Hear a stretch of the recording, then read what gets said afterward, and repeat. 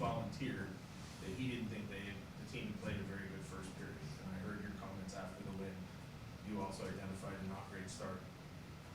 Against Minnesota, though, a very strong start.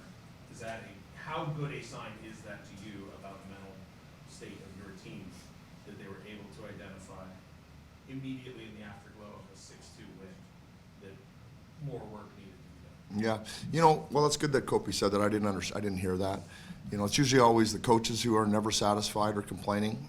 So when I hear that, again, and we've talked about Kopi a lot, it's just the leadership and the understanding of, how the game's supposed to be played. And over 82 games, you don't always have your best, but Kopi's wise enough to know when the team's playing and when it isn't. And I think it was pretty clear on the Minnesota game. And we can look at the 3 goals and say, because the goals, but no, that wasn't it. Right from the start, we were skating. You could see it, you could feel it, and that gives you confidence, gives everybody on the bench confidence. You never know how the game's going to go. They could have got some of the bounces that we got, but it would have been a heck of a game because we were there to play. That was really clear. Talk a little bit about Kopi, just a little more after that game on Thursday. Was it Wednesday? Wednesday. I don't even know what day it is. I'm with you. I don't know either. Game day or non-game day. Today's a practice day. That's what I know. Yeah. So Kopi takes the misconduct and then jokes after on the broadcast about there goes the lady big. Mm-hmm. Was asking Drew about that and just, it's not in Kopi's nature to be like that. I asked Drew would he prefer that. He's like, well, yes, but can you kind of maybe describe how he's so strong and has the ability to maybe be not a dirtier player, but the fact that he does carry himself so well and does have that sportsmanship-like quality. I don't know if there's something that you would like to see more from him too, sandpaper side or. No, you know what? It's pretty hard to look at Kopi's career and ask for more. Yeah. You know what I mean? He plays a style of game that every coach appreciates, every teammate appreciates. Clearly the fans appreciated. So, we can ask. All these players have different qualities, and you're always trying to put qualities in, but sometimes it's just as important to let their good qualities come out and not to suppress other things. Sometimes you try to add and you take away. So, and certainly in Kopi's case, he plays the game the right way. Lady Bing, you mentioned it. Selke, he's a shutdown center. And then we honor him for 1,200 points. So he's kind of got all the bases covered, Stanley Cup winner. So he's kind of got the bases covered. So you just appreciate how good he is, how much leadership there, and you just let him do his thing. And he's earned that. He wasn't out there today. Any explanation? Yeah, he needed a rest, that's all. I mean, nothing major, but he played a lot over the last little while and just needed a rest day. So like a maintenance day? Yeah, you can call it whatever you want. I mean, a maintenance rest day, you know what I mean? Just something like that. Nothing to be too concerned about for anybody in here, I think. Looking at the lines last game, what did you like about the way that Arvidsson's game clicked with what PL and Laff have built together? Yeah, just on PL and Laff, they've been together most of the season, and they've had a lot of different wingers. We haven't really had a consistent winger there with them. They've played with a lot of different players.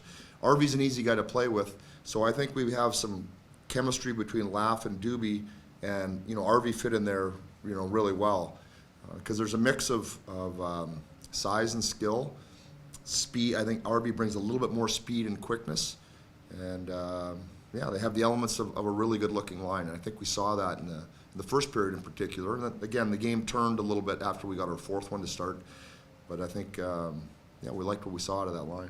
We haven't seen a ton of times down the stretch where you've been able to have both a recovery day and a practice day. How exciting is that to be able to give the guys what they need away from the guys, but also work on some things in practice?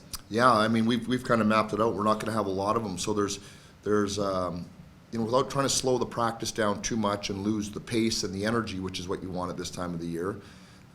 We try to pick maybe just a small area of the game that we've thought maybe needs to be touched up, needs improving, or to add a little bit of something. So we've taken those opportunities. Today was another opportunity to do that. We won't get into what we're focused on, but gave us an opportunity to focus on something that we we thought we can do better, and in the meantime, get out there and skate and have a little fun. You saw at the end, have a competitive drill. A game like the Minnesota game, 6 goals, but as you said, it wasn't necessarily the goals, it was how the team played.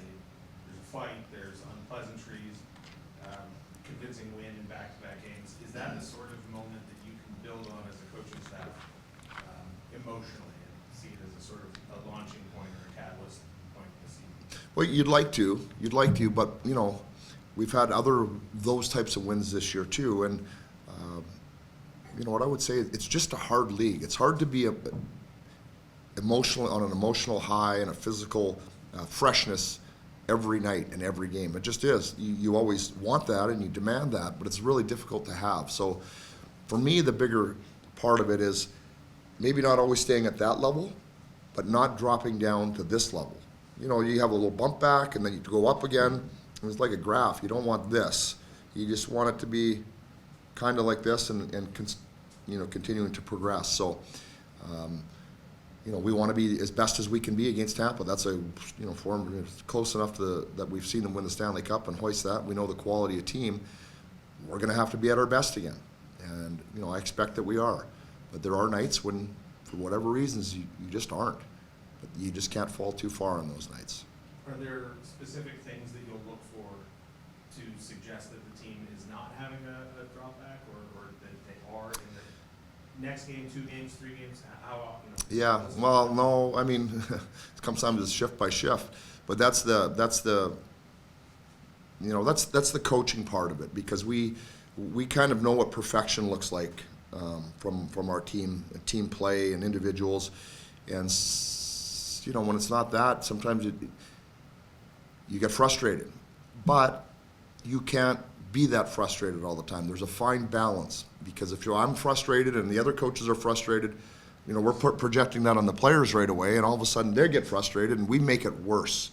So, you know, it's never perfect, but you have to balance that with not being too negative, not just trying to get it back on the tracks without, you know, taking it off the track sometimes. So we're aware of it, but we don't always react to it, I guess is what I'm trying to say in a roundabout way. Jim, a couple of things on Victor. First of all, what elements do you think make him easy to play with? Like, some guys maybe need a fit, he kind of fits everyone. Right, yeah, that's right. Well, I think, you know, he's his quickness, one. He's an extremely, you know, some players are fast. Victor's quick to me. So he's in and out of holes. He has good hockey sense, so he gets to the right spots quickly.